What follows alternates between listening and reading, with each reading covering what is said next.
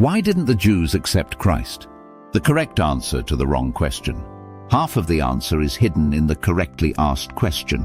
The question, why didn't the Jews accept Christ, is fundamentally incorrect, or, as it is often said nowadays, disingenuous.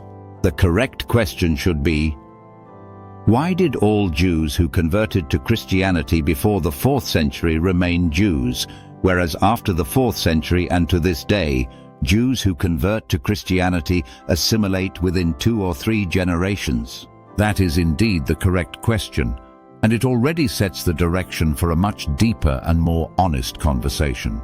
The answer is this.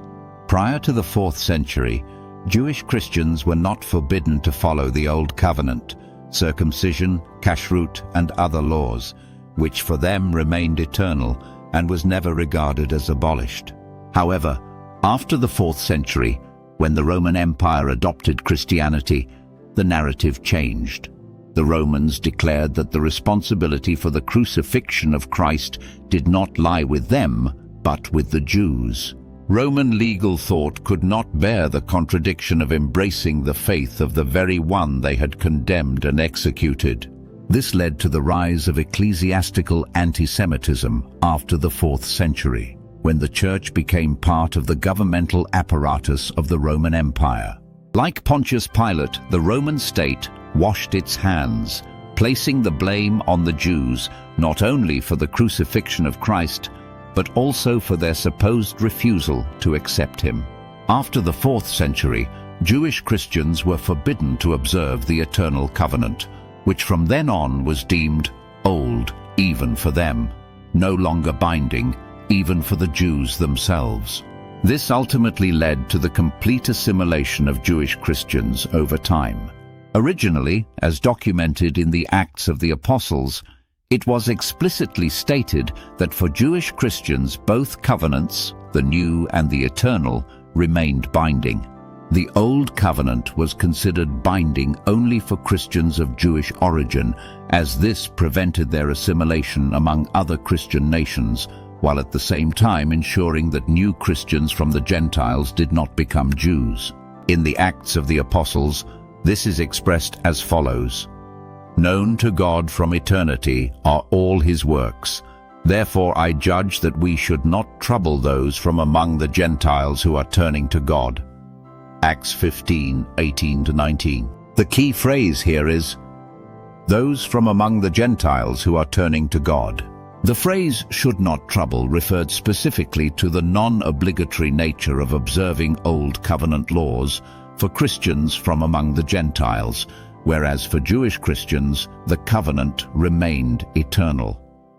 This prevented their assimilation among Gentile Christians, preserving their unique religious and national identity within the Church. Essentially, this approach embraced unity in doctrine, diversity in practice. For Jewish Christians, who initially made up the majority of the early Church during its first 3 centuries, the Old Covenant was never abolished. For them, it remained eternal. This was their right.